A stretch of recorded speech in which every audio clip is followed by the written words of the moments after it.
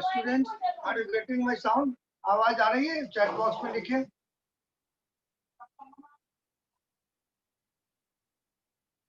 रशीद, आवाज आ रही है आपको?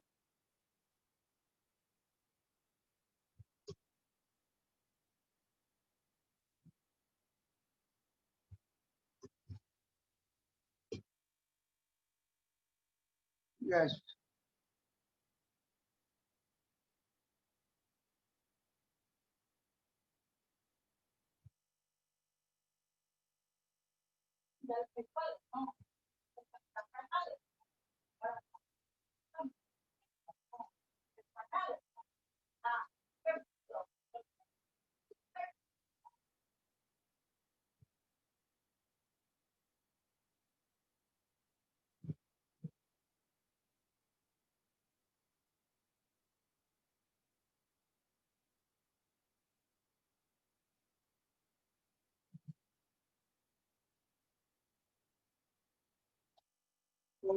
See, children, today we have to start regulation of gene control. Page number 117 पर आ जाए आप। यूकैरियोटिक वाली बात में होगी, पर page 117।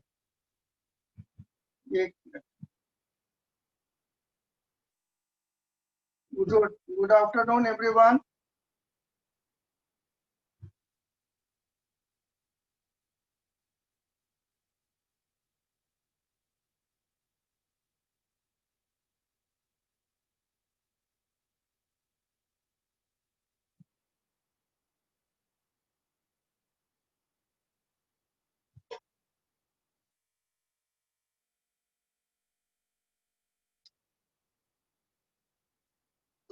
Now next part is regulation of gene control. Regulation of gene expression या control.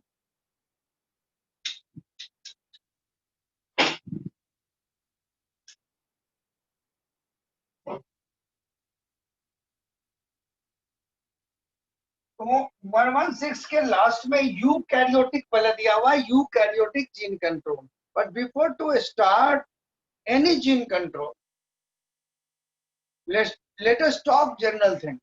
अभी आपने देखा भाई डीएनए जो है, दैट ट्रांसक्रिप्शन, डीएनए ट्रांसक्रिप्शन से RNA, and by RNA it is producing protein. ठीक है, that you have learn. Transcription, translation, protein हुआ और एक्सप्रेशन हो गई। But here question arises that whether all DNA is transcribing and translating every time or not. What is their control? हमें से बन रहे हैं या नहीं बन रहे हैं? तो we have to think on that. अब एग्जाम्पल देखिए, पहले दिमाग में आप सोचो, जो अब डाइजेस्टिव एंजाइम है बॉडी के अंदर या रेस्पिरेटरी एंजाइम है, तो ऑफ कोर्स डाइजेस्टिव एंजाइम है, उन्हें हमेशा बनता रहना है, फ्रॉम बर्थ टिल डेथ बनेगा। But what about the sex hormone? इसका मतलब वो डीएनए अर्ली में एक्टिव नहीं था, एट पर्टिकुलर टाइम वो एक्टिव हुआ और फिर बंद हुआ। तो अब ये जीन किस समय आरएनए बनाएगा या नहीं बनाएगा, what is that about that, उसमें we have to discuss this part here, that is called gene regulation.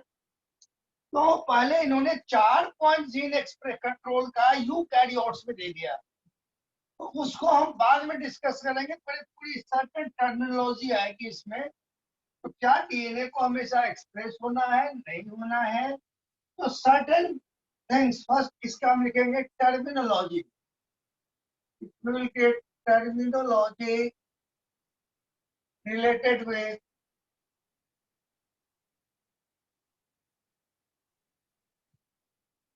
Gene control.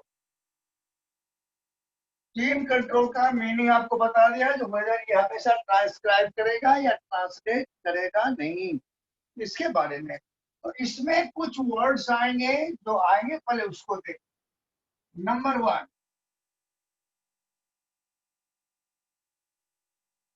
Constitutive gene, automatically आपको आ जाएगा 117 पे। तो पहले इनके मैटर को समझ लो, इनके वर्ड को समझ लें, फिर हम लाइन पे आएंगे। Constitutive gene which is also called as house keeping gene, gene which expressed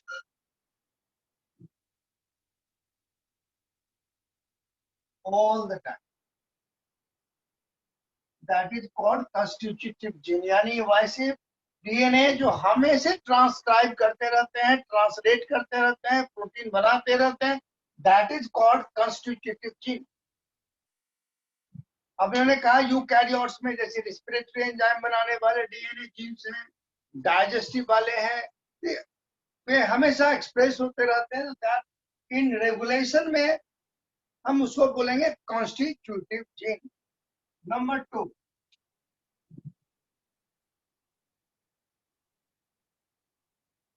non constitutive gene, gene which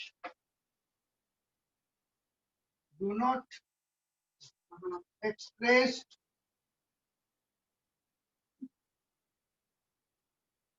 all the time।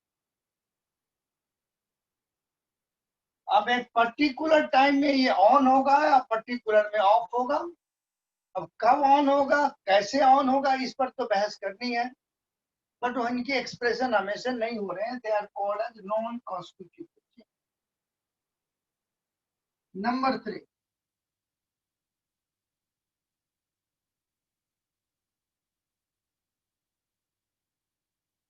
Structural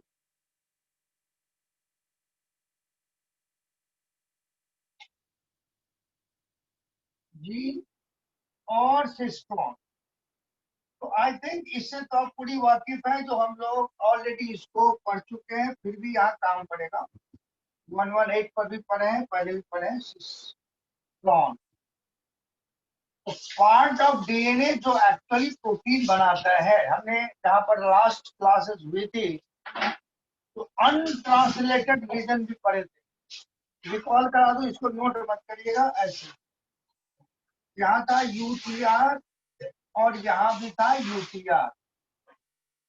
तो ये था स्ट्रक्चरल जीन जो प्रोटीन बनाती थी, ये नहीं बनाती थी, ये नहीं बनाती थी, तो इसको बोला था अनट्रांसलेटेड जीन। हम लोग स्ट्रक्चरल जीन और सिस्टोन इसको बोल रहे हैं। That you have learn, recall करिए। So how will you write the part of DNA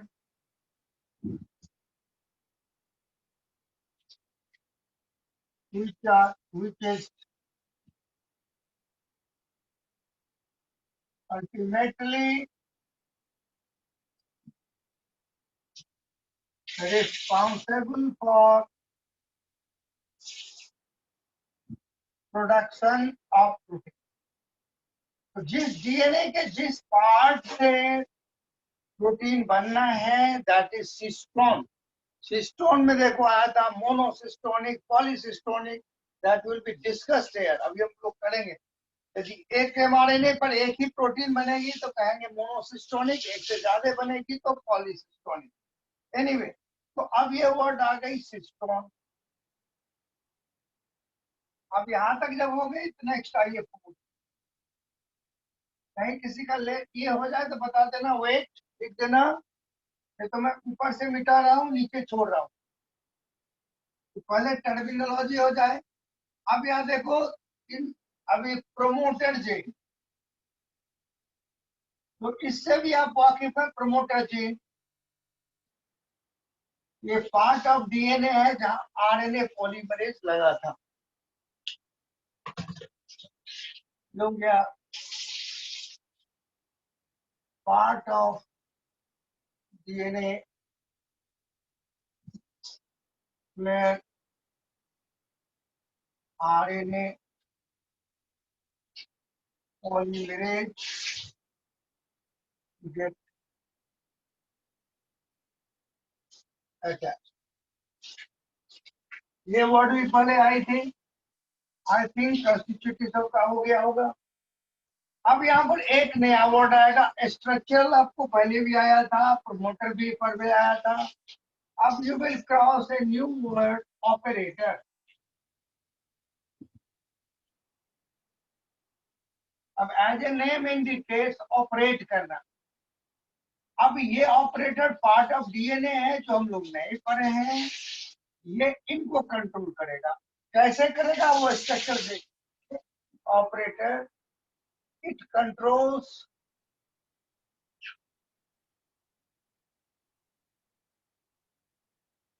promoter. ये प्रमोटर को कंट्रोल करते हैं, बट कैसे कंट्रोल करते हैं वो डायग्राम में आएगा। Right now we are doing terminology. Promoter के बाद अगेन रेगुलेटरी जीन। अब एक डीएनए में अभी हम लोगों ने सिर्फ इतना पढ़ा है, प्रमोटर, स्ट्रक्चर, टर्मिनेटर, बस इतनी बात नहीं होती है, बहुत कुछ होती है वहां। तो रेगुलेटरी जीन कंट्रोल्स ऑपरेटर। अब देखो इन तीन में यू कैन से इनका रिलेशन पहले नोट कर लेंगे, रेगुलेटरी, ऑपरेटर एंड प्रमोटर में आप you can say the relationship जैसे प्रिंसिपल, वाइस प्रिंसिपल और टीचर, जैसे ये हो रहे हैं वैसे डीएनए में रेगुलेटरी पहले इनको कंट्रोल कर रहा है, ये इनको कंट्रोल कर रहा है। It is the system. अब डायग्राम में क्लियर होगा ये कैसे कंट्रोल कर। अब इन सब को, इसका मतलब ये डीएनए जो है उस डीएनए में कई पार्ट है, स्ट्रक्चरल जीन भी है, प्रमोटर भी है, ऑपरेटर भी है, ये सारे हैं, पूरी एक ग्रुप है। They are collectively called as ऑपरेरॉन।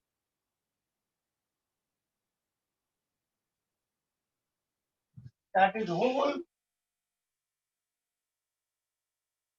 set of functional DNA, पूरे पार्ट को कहा that is operon, or this operon concept was first given by Jacob and Monod. This is given in the book who proposed operon concept. तो ये इस तरह की control है वो किसने दिया, तो इन्होंने दिया। तो जब आपकी ये टर्मिनोलॉजी नोट हो जाए तो आप लिखते हैं चैट पे डन। ठीक है, अब ये हो गया। तो अब हम देखते हैं ऑपेरॉन में क्या होती है। तो दिस ऑपेरॉन प्रोकैरियोट्स में भी है, यूकैरियोट्स में भी है। तो यूकैरियोट्स में तो कॉम्प्लेक्स होती है, हमको डिस्कस करनी है, बट इन प्रोकैरियोट्स अब जैसे बैक्टीरिया है तो नेम ऑफ सर्टेन ऑपेरॉन, तो बैक्टीरिया में क्या होता है बच्चे, ये सर्कुलर डीएनए होता है। अब इन्हीं सर्कुलर डीएनए में अब डिफरेंट पार्ट है, एक पार्ट, दो पार्ट, थ्री पार्ट, फोर, बहुत सारे, depending upon the bacteria they are controlling specific. अब इसी हिसाब से जैसे आप बुक में कुछ ऑपेरॉन का नाम है टीआरपी ऑपेरॉन, यानी TRP stands for tryptophan operon, यानी ट्रिप्टोफैन बनाने के लिए जो ऑपेरॉन है उसको बोलेंगे ट्रिप्टोफैन ऑपेरॉन। तो सिर्फ name is here, but the old NCERT has described this operon also. Syllabus होने पर इसको भी मैं पढ़ाऊं, क्योंकि अब कंपटीशन में तो ओल्ड एनसीईआरटी की मैटर आती है। तो एक राउंड हमारा हो जाए फिर हम इसको करेंगे। इसके बाद है हिस ऑपेरॉन। हिस ऑपेरॉन का मतलब हिस्ट्री, तो लाइक ऑन मेरी ऑपेरॉन। हमको पढ़ना क्या है, एक पढ़ना है lac operon, that is in our syllabus 1176। खोल के रखिए। अब वहां पर बुक में देखिए, फिर मैं कोशिश करूंगा यहाँ शेयर कर देने का। लैक ऑफ राउंड, तो अब मान लो इसमें से ये है लैक ऑफ राउंड, ये पार्ट। तो अब what is lac operon? यहाँ lac stand for sugar lactose. You know, lactose is a disaccharide. तो डाइसेक्राइड में ये दो चीज की बनी होती है, गैलेक्टोज और ग्लूकोज, ये दोनों ग्लाइकोसिडिक बॉन्ड से बने। तो बैक्टीरिया जो है वो लैक्टोज को लेता और लैक्टोज को अंदर लाया, और ये ऑपेरॉन एंजाइम इनको ब्रेक कर देंगे, गैलेक्टोज और ग्लूकोज फ्री हो जाएगा और अपना ये एनर्जी ले। तो ऑफ कोर्स इनको ब्रेक करने के लिए, इनके अंदर लाने के लिए एंजाइम्स चाहिए। तो that operon is called as lac operon. तो what is lac operon? Operon responsible for uptake and breakdown of lactose is called lactoperon.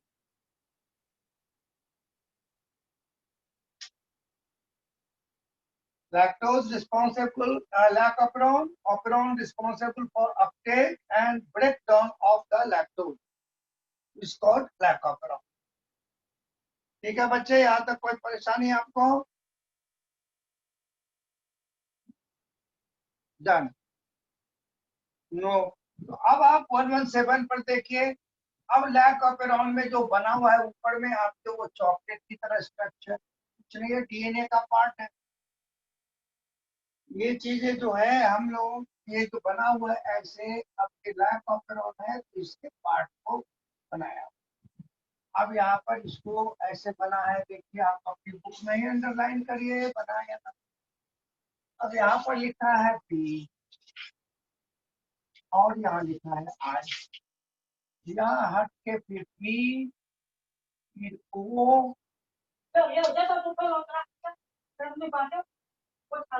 Z,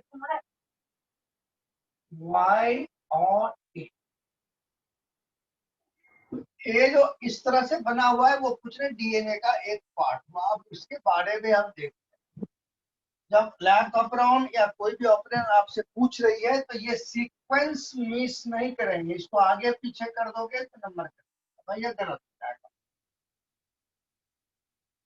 तो पहले आप तो ये जो जीन का नाम है वो सीक्वेंस आपको परफेक्ट।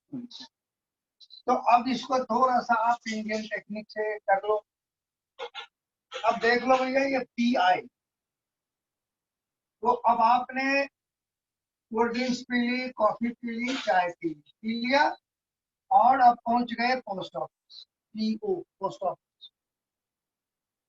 पोस्ट ऑफिस में जब आप लाइन में लगे हैं तो सबसे पहले जेब्रा लगा हुआ है, लिखना नहीं है, समझना है। जेब्रा, जेब्रा लगा था लाइन, है ना। उसके बाद याक लगा था, जेब्रा लगा हुआ था, ये लिखिएगा नहीं, ये याक लगा हुआ था। ए फॉर एश, डोंकी, ये लगा हुआ था, उसके पीछे लगे हैं हम लोग। अब देखो सीक्वेंस याद हो गया पहले आपको, P I P O Z Y T, this is the sequence.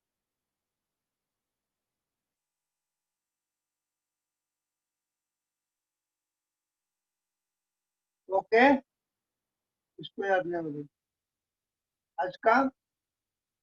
फिर से देखिए,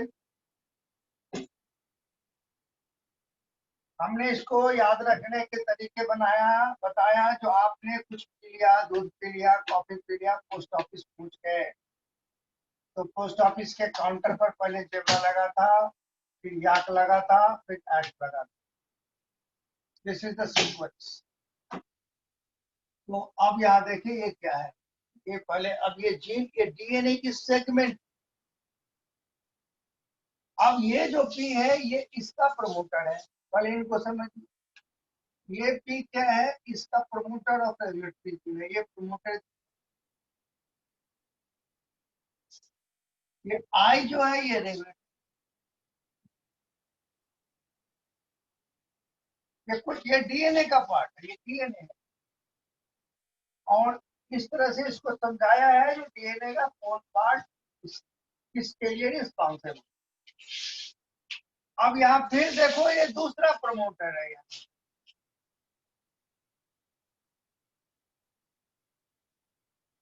और ये ओ जो है ये है ऑपरेटर। अब ये तीनों जो है ये है स्ट्रक्चरल सिस्टोन। अब तीन सिस्टोन है इसके अंदर, ZYA। तो ऑफ कोर्स जब ट्रांसक्रिप्शन होगी तो ये एमआरएनए बनाएगा। तो एमआरएनए बनाएगा तो जेड वाली पार्ट क्या बनाएगा, ये क्या बनाएगा और ये क्या बनाएगा, इसको पहले देखा। तो अब यहां पर हम लिखते हैं जीन, यहां लिखते हैं प्रोडक्ट, और यहां लिखते हैं फंक्शन।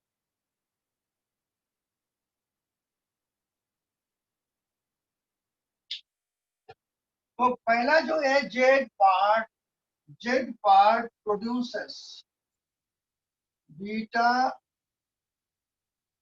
गैलेक्टोसाइडेज। अब ये बीटा गैलेक्टोसाइडेज अभी जो मैंने आपको बताया, lactose is disaccharide made up of galactose और ग्लूकोज।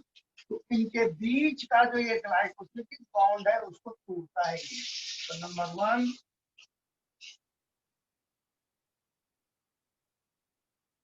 breaks the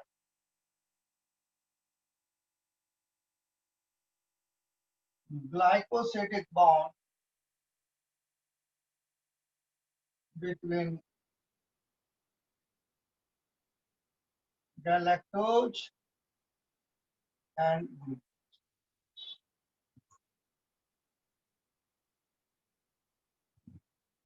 अब दूसरा देखो, नंबर 1।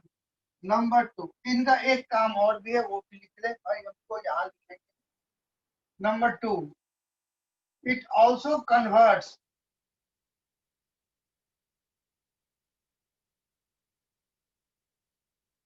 lactose into एलोलैक्टोज।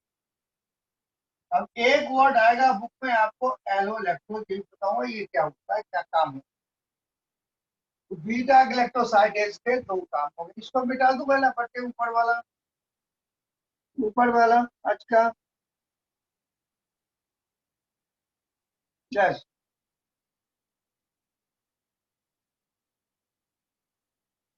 अब नंबर 2, ये जो वाई वाला पार्ट था याद वाला, ये पार्ट बनाता है permease enzyme. Permeation movement,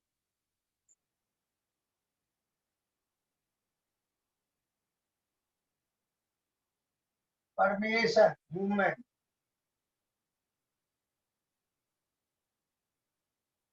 of beta galactosidase and uptake of lactose.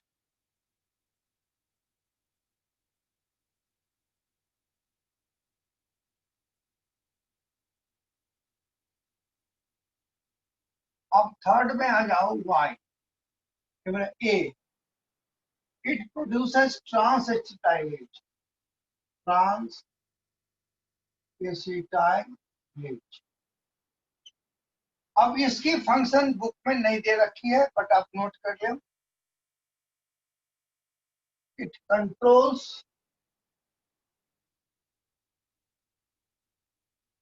Beta galactosidase by acetyl.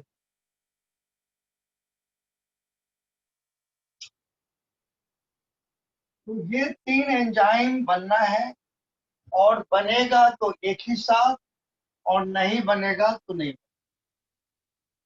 क्योंकि पर्पस है जो लैक्टोज को अंदर आना है, इसे टूटना है, और फिर बैक्टीरिया जो है वो यूज करेगा।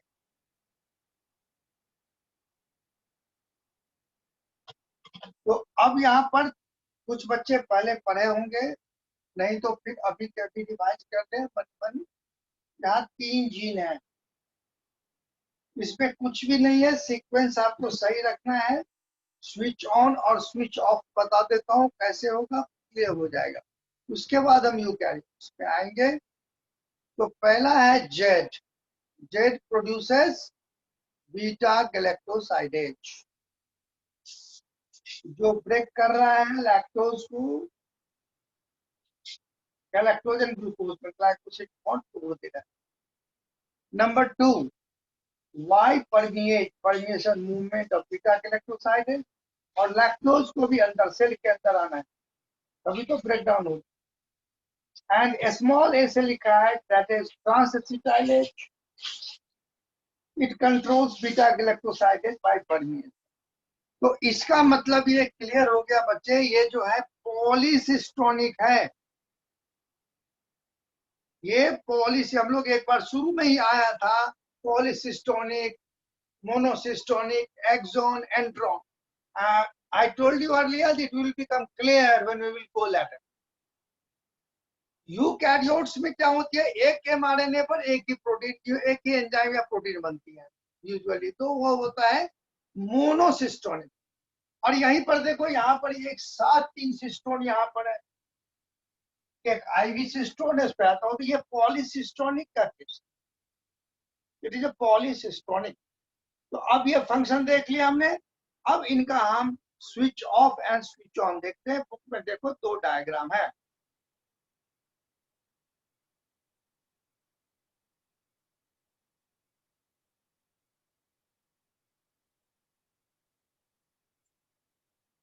अब क्वेश्चन है जो पूरा फर्स्ट डायग्राम जो लिखा है वो लिखा है इन absence of inducer.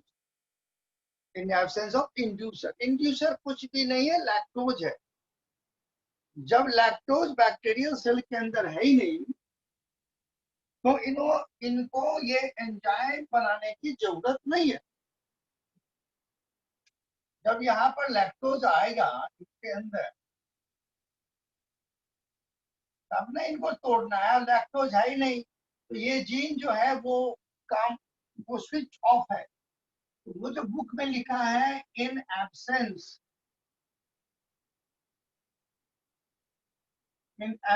Of inducer, वहीं पर ब्रैकेट में लिख लें और स्विच ऑफ कंडीशन, यानी काम इस समय ये नहीं कर रहा, स्विच ऑफ कंडीशन। तो स्विच ऑफ पे कैसे होता है यार, फिर से हम आपने याद कर लिया है, यहाँ पर पी, यहाँ आई, थोड़ा space, P I P O Z Y और ई। अब इनमें देखो, ये जो एक है जीन, ये रेगुलेटरी जीन, याद है कि यहाँ प्रमोटर है, तो इस आरएनए पॉलीमरेज यहाँ लगेगा और ये ट्रांसक्राइब करेगा एमआरएनए,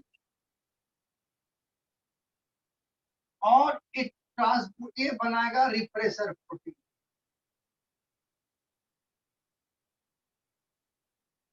तो बुक में 117 पर है, ये रिप्रेसर जो है it expressed all the time constitutively. इसमें आई जो है वो कॉन्स्टिट्यूटिव है, ये हमेशा बनाता रहता है। और ये बना के क्या करता है, तो स्विच ऑफ कंडीशन में ये प्रोटीन अब यहाँ आके लग गया, ये रिप्रेसर प्रोटीन लग गया। ये यहाँ पर ये डीएनए से लग गया। अब ये देखो, ये जो है प्रमोटर, तो प्रमोटर पर आरएनए पॉलीमरेज तो लगेगा ही लगेगा। अब यहाँ कुछ नहीं बनाया है, बट आपको समझना ये है आरएनए पॉलीमरेज। तो आरएनए पॉलीमरेज लगा बढ़िया, हाई प्रेशर रोक रखा है, तो यहाँ पर क्या होगा, इनको मूव ही नहीं करने देगा इस साइड। यहाँ लग गया कि RNA polymerase can not move, तो क्या होगा, no transcription.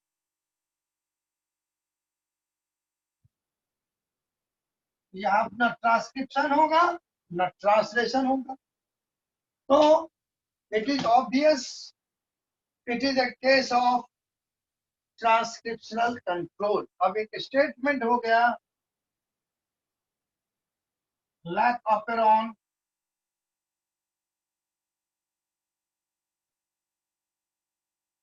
is an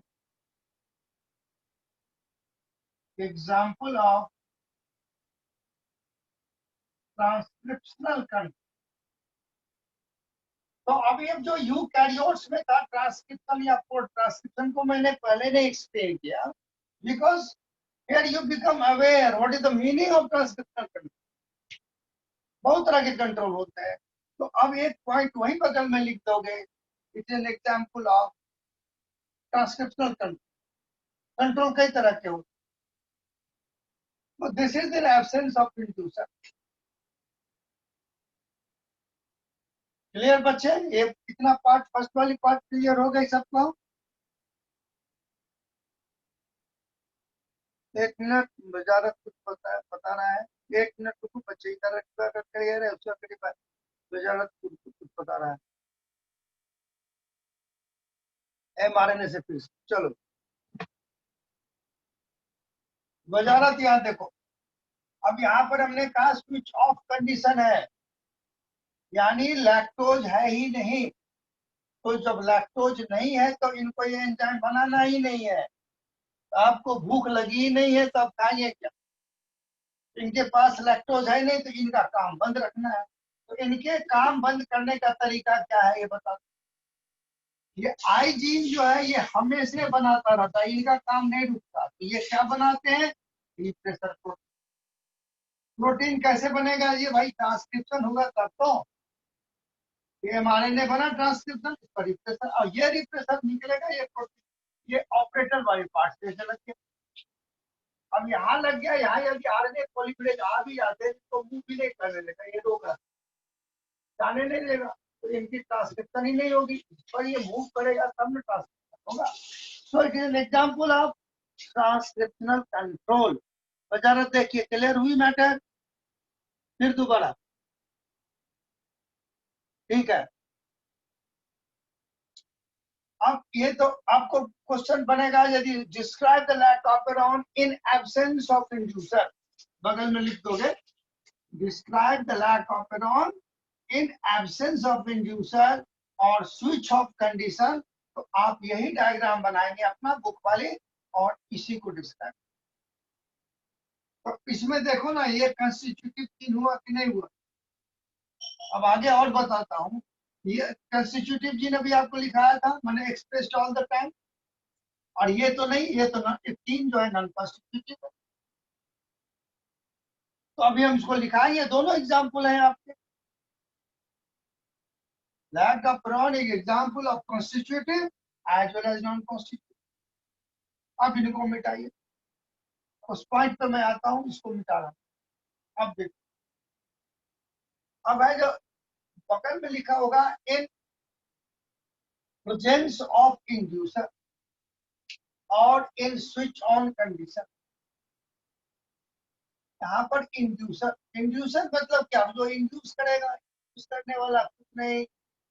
text में आओगे तो लिखा होगा लैक्टोज और एलोनेट। तो आपको केमिकली भी बता दूंगा, जो बच्चे हमारे साथ 11th से थे वो समझ जाएंगे लैक्टोज एलोलैक्टोज में केमिकल डिफरेंस क्या है। जो नहीं भी थे वो भी समझ, वो बाद में बताता हूँ। आपको नहीं पूछा जाएगा व्हाट इज एलोलैक्टोज, बस यहाँ में बताऊं। अब देखो क्या होती है, जब इंड्यूसर मतलब लैक्टोज आ गया पीडीएम, तो ये इंड्यूसर क्या करता है, अब यहाँ दूसरे पेज कलर से मैं बता दूं। अब मान लो ये मॉलिक्यूल आ गए, ये इंड्यूसर, ये लैक्टोज का मॉलिक्यूल है, एलोलैक्टोज। ये इनमें यहां से लग गया और इनको यहां से निकाल, यानी ऑपरेटर को खाली करके दी।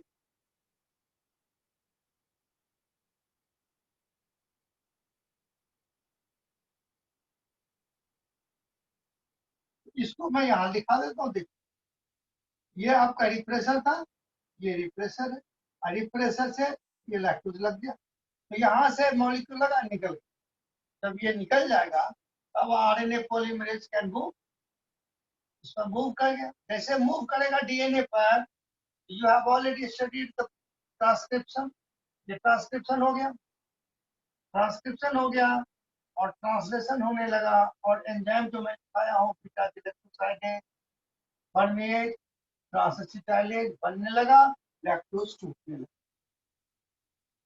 तो this is the switch on condition. तो जब जरूरत आ पड़ी तब ये डीएनए काम करने लगे, जरूरत नहीं थी तो बंद थे। तो यहाँ पर स्पेसिफिक मैकेनिज्म है।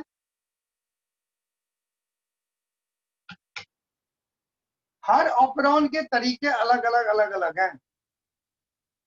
हमको सिर्फ एक ही पढ़ना है, लैक ऑपरेशन।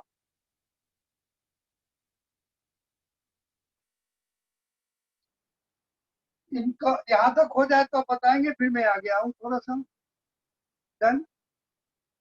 अब यहाँ से क्वेश्चन आएगा, describe the lac operation in switch on condition, तो हो गया। अब बच्चे यहाँ पर देखो, अब हम इसमें बता दिया जो इसमें क्या क्या है, इंपॉर्टेंट पॉइंट्स।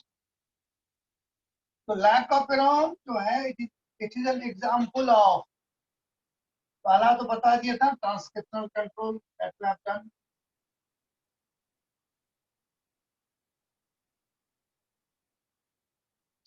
दूसरी बात है, it is an also example of both constitutive and non constitutive.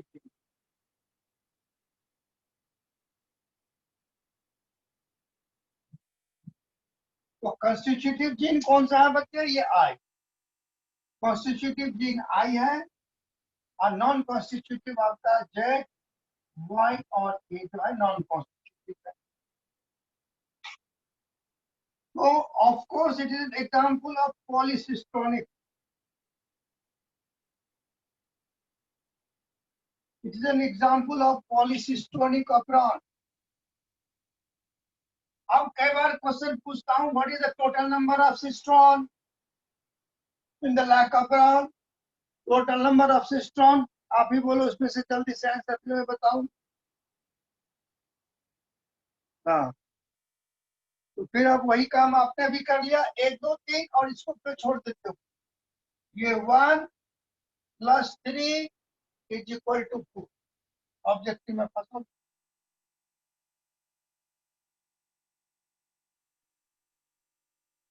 ये भी तो प्रोटीन ही बना रहा है ना जी। तो ये 99% बच्चे फर्स्ट राउंड में 3 लिख देते। अब इस बार अब जो आपका बोर्ड भी होगा तो आपको तो मैक्सिमम ऑब्जेक्टिव क्वेश्चन ही आएगा। तो ये अच्छी बात है, ऑब्जेक्टिव आता है दोनों का, जो है आपका नीट का भी ऑब्जेक्टिव भी आता है और इसी कॉन्सेप्ट से आता है। तो अब हमको सब्जेक्टिव भी करना है, हमको ऑब्जेक्टिव भी साथ ही साथ करते रहना है। और ऑब्जेक्टिव भी वही बच्चे करते हैं जिन्हें सब्जेक्टिव फॉलो आती है, सीधे क्वेश्चन करके नहीं होता। अब यहाँ देखो, तो यहाँ पर हमने टोटल सिस्टोन हो गया। ऑफ कोर्स इसमें से एक जो है कॉन्स्टिट्यूटिव है, 3 नॉन कॉन्स्टिट्यूटिव है, तो मैंने बताया कॉन्स्टिट्यूटिव 1, नॉन कॉन्स्टिट्यूटिव नंबर में 3, यहीं पर लिख लो आप। कॉन्स्टिट्यूटिव के नंबर 1, नॉन कॉन्स्टिट्यूटिव और कॉन्स्टिट्यूटिव के नंबर 3, पॉलीसिस्टोनिक। अब देखो दूसरा, which of the following statement is true? तो बच्चे इसके अंदर देखो, टोटल नंबर ऑफ सिस्ट्रॉन अभी आपको पता क्या 4 हो गया। यहाँ पर प्रोमोटर जो है ये 2 है, ऑपरेटर जो है टेबल 1 है। ये भी क्वेश्चन बन जाएगा ना आपसे।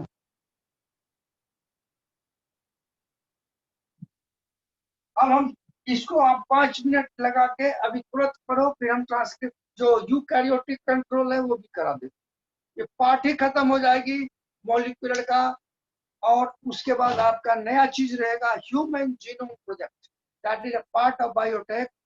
उनके साथ साथ बायोटेक का मैटर साथ साथ चलता रहेगा। तो ये हमारा मॉलिक्यूलर जेनेटिक्स समझो खत्म। ऑफ कोर्स एचजीपी इसी में दिया है, तो वो बायोटेक्नोलॉजी के पार्ट है अप्लाइड। वो जब शुरू होगा तो कुछ बायोटेक के पार्ट अपने आप होते रहेंगे। Take maximum 5 minutes.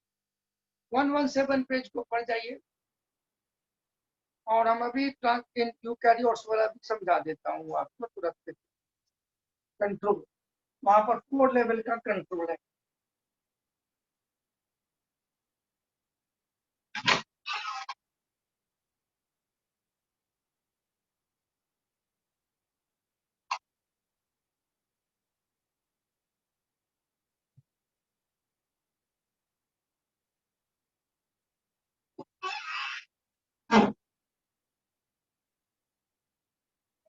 डाउनलोड किया है। दोबारा करा तुरंत है ना भाई। नीचे ऐप के लिए मिनिमाइज पता नहीं रहेगी। हाँ नीचे देखिए। चलो जी।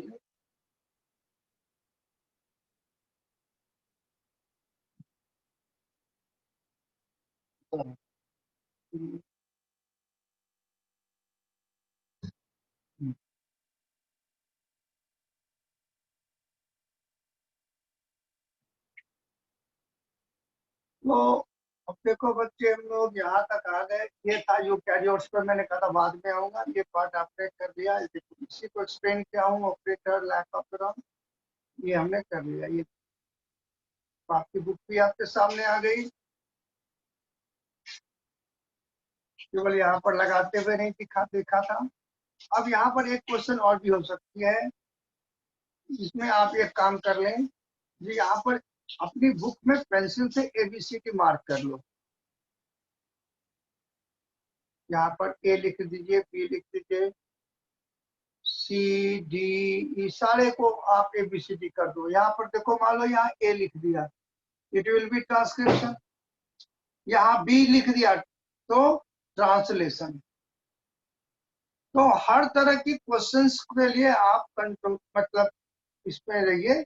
जो कोई भी पूछ ले, मैं यही छोटा डायग्राम बना दिया, यहाँ एबीसी लिख दिया, ये क्या है, बी क्या है। ये अभी आपको याद करा दिया, ये तो बना रहा है बीटा गैलेक्टोज परमीएज ट्रांसक्रिप्टाइडेज। तो this points are also given. यहाँ पर देखो lac operon mRNA, lac mRNA यह लिखा है। और ये एमआर यहाँ पर लिख दूंगा तो रिप्रेसर एमआरएनए। इनको भी गौर फरमाइए इस पर कि ये क्या लिखा है। पूरी तरह से देखिए यहाँ पर क्या लिखा, तो ऑफकोर्स ये आप जानते हो, केवल ध्यान देना है। यहाँ पर ए लिख देंगे तो यहाँ लिखना पड़ेगा हमको रिप्रेसर एमआरएनए, यहाँ पर लिखना पड़ेगा लैक एमआरएनए, या ट्रांसक्रिप्शन ट्रांसलेशन। अब इनको आप देख ले तो हम आपको तब अब हम बैक आएंगे। ये देखो, ये सब मैटर आपको सारी बता दिया। स्ट्रक्चरल जीन, जेड वाई ए जेड फूड को ये सारी बता दिया। गाल। और इसकी कॉन्सेप्ट आपको जरूरत पड़ेगी, पेज नंबर 200 पर अभी लिख लीजिएगा, या बुक उलट के आप देख लो। वहां पर एक वर्ड आएगा इंसर्शनल इनएक्टिवेशन। तो उसमें इसका काम पड़ेगा हमको। इसके लिए लैक्टोज की कॉन्सेप्ट चाहिए थी। तो मैक्सिमम जो हमारे बच्चे हैं वो जान रहे हैं लैक्टोज इज डाइसैकेराइड। तो ये आसानी हो गई। और ये जेड जीन बनाता है बीटा गैलेक्टोसाइडेज। आप पेज नंबर 200 उलट के देख लो, वहां लिखा है इंसर्शनल इनएक्टिवेशन, और वहां लिखा है जेड जीन। तो बच्चे और कुछ नहीं करना है, वहां पर आप पेज नंबर 117 लिख के छोड़ दो। 117 लिख के छोड़ दो, और कुछ नहीं करना भी आप। जो लिंक है, कुछ बच्चे हैं जो आते हैं जाते हैं तो फिर उनको दिक्कत होती है। कभी आते हैं कभी जाते हैं तो उनको दिक्कत हो जाएगी ना।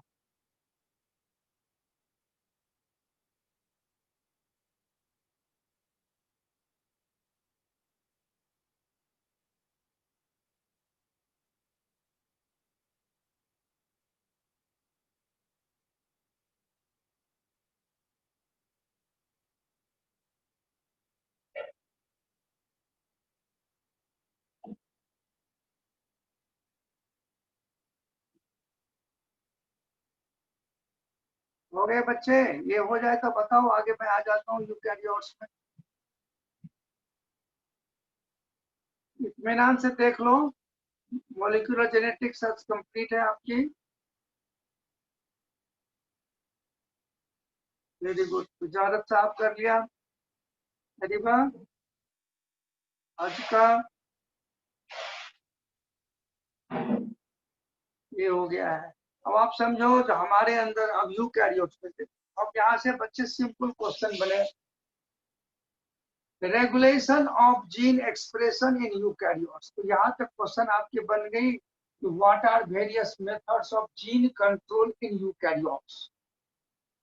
तो बस ठीक केवल पॉइंट इन्होंने दिया, transcriptional level, processing level, transport of mRNA और ट्रांसलेशन।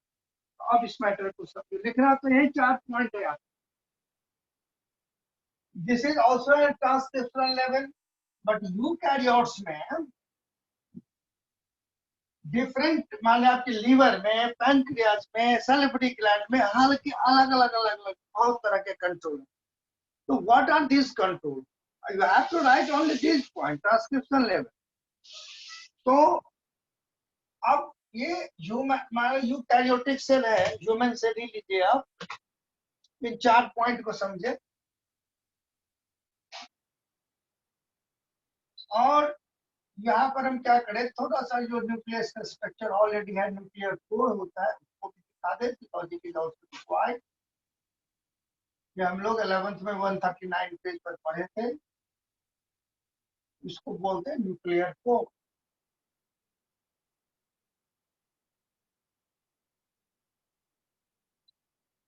ट्रांसक्रिप्शन इन यूकैरियोट्स में आप पढ़े हो, यहाँ पर डीएनए जो होगी वो यहाँ पर जो न्यूक्लियस के अंदर है,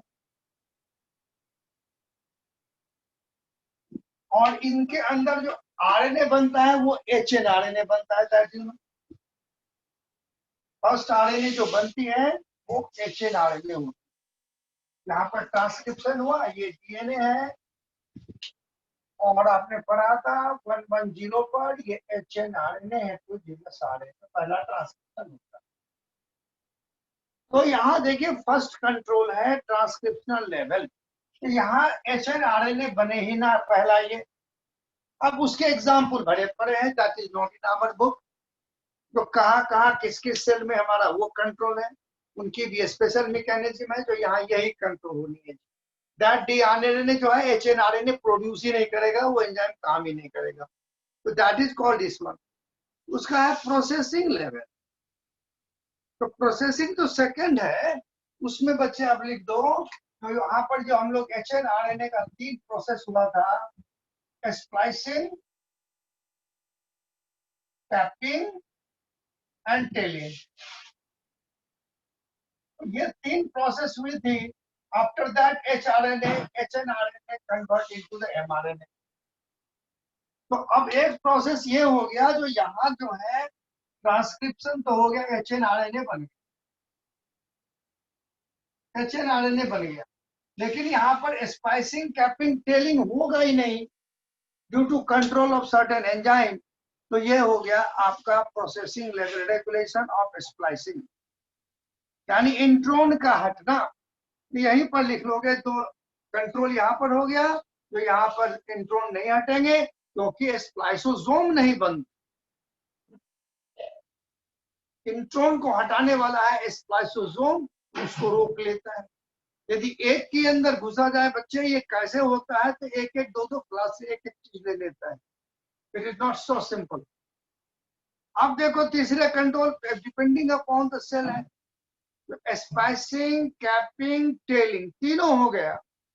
but mRNA from nucleus to cytoplasm.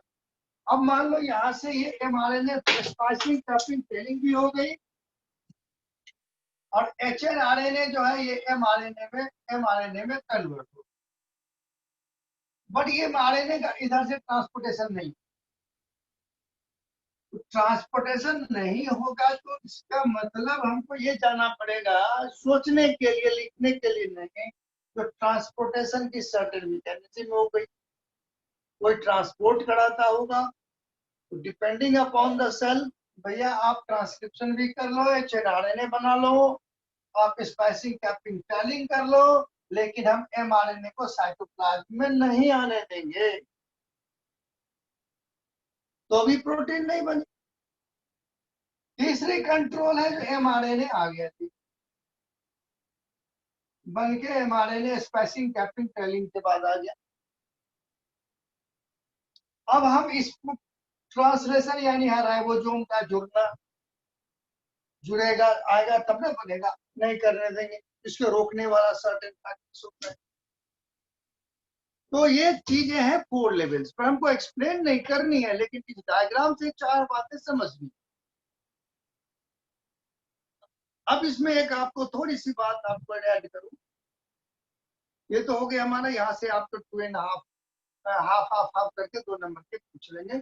Eukaryotic gene expression is more beautiful, not complex, beautiful है, सब अलग अलग है। और प्रोकैरियोट्स का सिंपल था, वो एक्सप्लेन कर।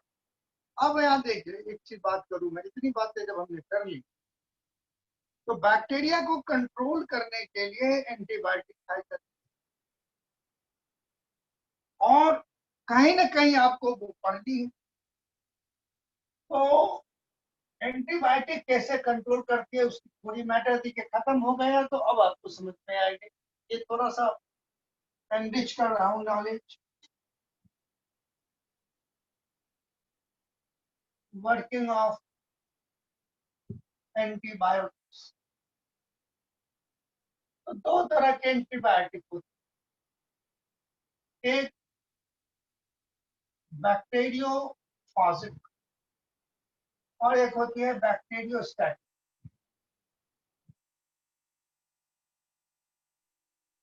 तो ये सिलेबस में तो था, पर इस बार जो सिलेबस कम किया है उसमें से ये पार्ट आपका हट गया है, ये केमिस्ट्री में था, ये केमिस्ट्री में पार्ट आपकी थी बैक्टीरियोस्टैटिक बैक्टीरियोफाजिक। तो फाजिक वाला क्या करता है, बैक्टीरिया सेल को ही बस्ट कर दिया, जिसमें पेनिसिलिन और ये आते हैं, नियोमाइसिन।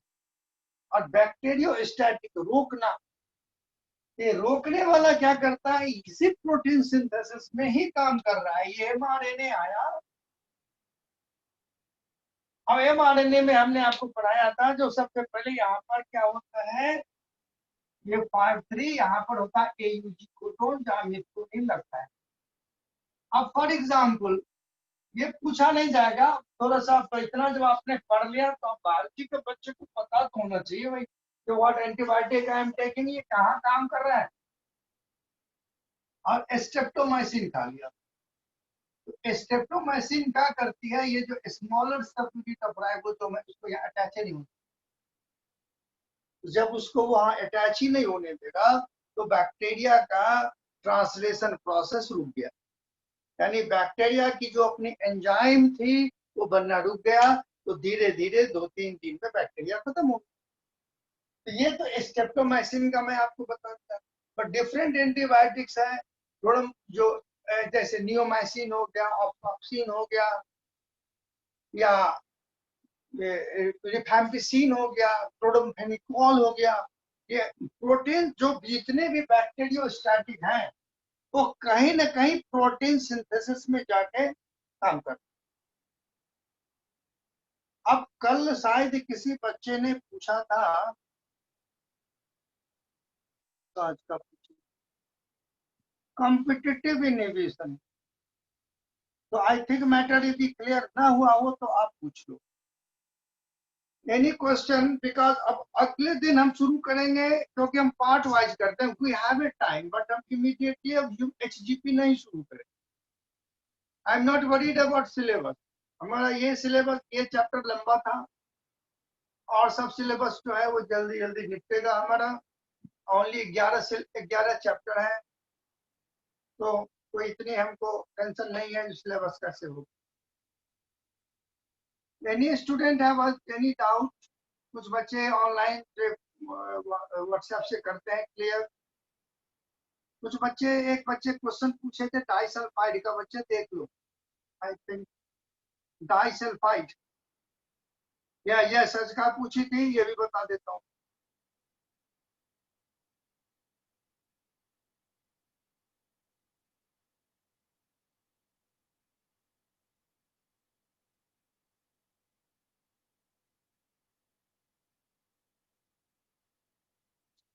आप आज का 11th में साथ में थे हम लोगों के साथ, आया ना? नो, इसीलिए आपको परेशानी। अब यहाँ देखो, मैं एग्जांपल ही बता देता हूँ कॉम्पिटिटिव एग्जामिनेशन का, इसका लेके 158 11th क्लास। ये अच्छी बात है, जब भी आप पढ़ रहे हो, आपने 2-3 क्वेश्चन भेजी है, I am happy you are going through the 11th class.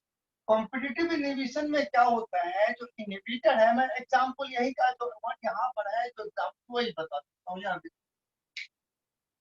पूरी देख लो कॉम्पिटिटिव इनहिबिशन में क्या होता है, ये एग्जांपल पूरी स्ट्रक्चर के साथ है, तो थोड़ा इत्मीनान रख।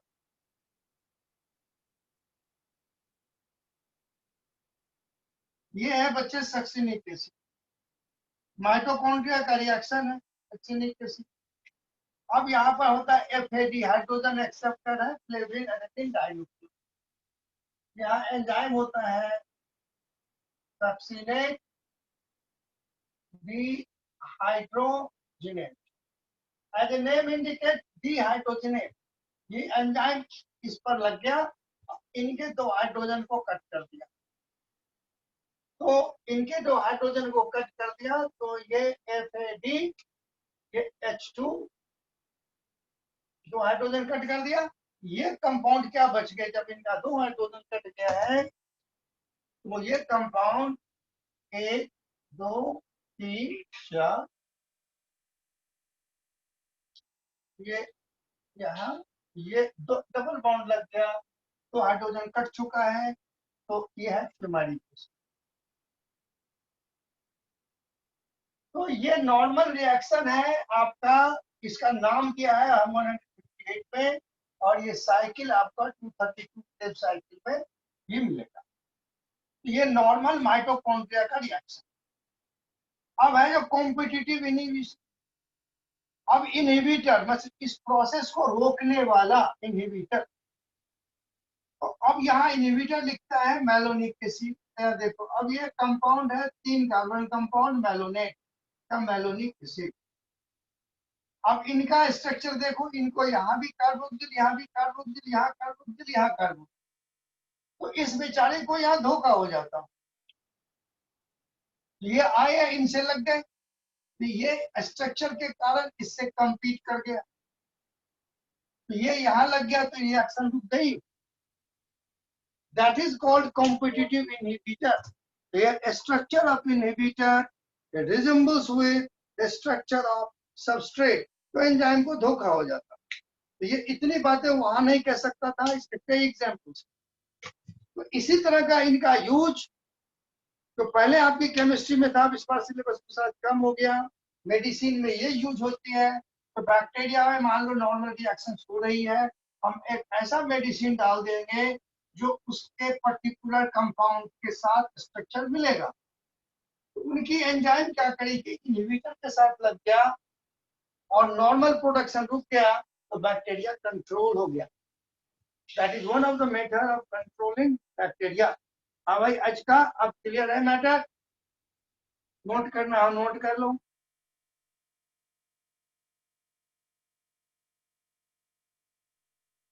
कॉम्पिटिटिव इनहिबिटर होता नहीं है बच्चे। इनहिबिशन जो है, देखो एंजाइम इनहिबिट का मतलब होता है रोकना। कहीं बाहर से आ गया पॉइजन, कॉम्पिटिटिव, नॉन कॉम्पिटिटिव और एलोस्टेटिक 3 इनहिबिशन होती है। तो आपने एक ही पूछा है, तो किसी के बॉडी में बाहर से मेलोनिक एसिड की पॉइजनिंग हो गई तो ये रुकेगा, और बैक्टीरिया को रोकने के लिए आप डाल ही रहे हो पॉइजन, तो भाई बैक्टीरिया में कॉम्पिटिटिव इनहिबिटर हो जाए, बैक्टीरिया का काम तमाम, आदमी ठीक हो गया। और यदि नॉर्मल कंडीशन में ह्यूमन बॉडी में जाएगा तो एंजाइम का काम रुकेगा, पॉइजनिंग हो जाए। 3 तरह का इनहिबिशन होता है एंजाइम का, कॉम्पिटिटिव, नॉन कॉम्पिटिटिव, एलोस्टेटिक। तो पूरे इनहिबिशन मैं पढ़ाऊंगा तो पूरे लगेगा एक घंटा, लेकिन I are free to ask the question. 3 तरह का इनहिबिशन होता है, नोट कर लो। पर आपसे आपने पूछा भी था कि इनका ड्रग्स में क्या यूज होता है बैक्टीरिया। तो आपकी ओल्ड एनसीआर जो एनसीईआरटी केमिस्ट्री की होगी, उसमें 2 तरह का दिया हुआ है, कॉम्पिटिटिव इनहिबिशन से बैक्टीरियल कंट्रोल और एलोस्टेरिक से बैक्टीरियल। ठीक है,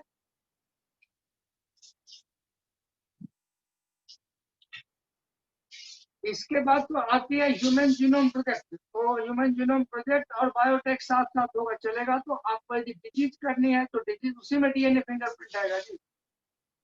कल स्टार्ट कर देंगे, इसको खत्म कर लो बच्चे, चैप्टर लंबा है तो हमारे 18 मार्क्स के भी हो गए। और वी विल स्टार्ट एचजीपी, एक रीडिंग मार के रखोगे, जल्दी जल्दी होगा। सिलेबस की आप टेंशन ना करें, we will do in time. ठीक है बच्चे,